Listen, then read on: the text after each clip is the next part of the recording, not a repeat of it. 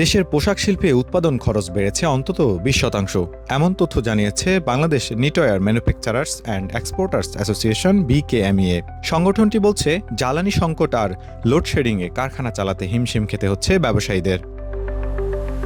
সংগঠনটির নেতারা জানান, দেশের বিভিন্ন শিল্প এলাকায় প্রতিদিন ২ থেকে ৩ ঘন্টা বিদ্যুৎ থাকে না। কোথাও কোথাও দিনের বেলায় ৬ ঘন্টা পর্যন্ত থাকছে লোডশেডিং।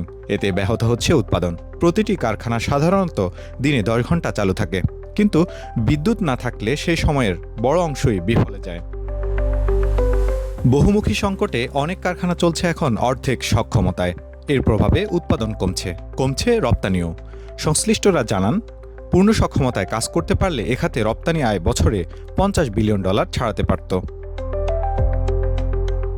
উৎপাদন খরচ বাড়ার পেছনে একাধিক কারণ রয়েছে বলে জানিয়েছে বিকেএমইএ। বিশেষত জ্বালানি তেলের দাম বৃদ্ধি, পরিবহন খরচ এবং বৈশ্বিক অস্থিরতায় পণ্য পাঠাতে বেশি সময় লাগাকে দায়ী করছে সংগঠনটি। এর সঙ্গে শ্রমিকদের মজুরি বৃদ্ধিকেও দুষছেন ব্যবসায়ীরা। এদিকে বৈশ্বিক বাজারেও দেখা দিয়েছে চাহিদা কমার ইঙ্গিত। ব্যবসায়ীরা জানান, ইউরোপ সহ বিভিন্ন দেশে ভোক্তারা কমাচ্ছেন অপ্রয়োজনীয় খরচ। ফলে আন্তর্জাতিক বাজারে বিক্রি কমছে প্রতিনিয়ত। ক্রেতাদের গুদামে পণ্যের মজুদ বেড়ে যাওয়ায় নতুন অর্ডারও আসছে ধীরগতিতে।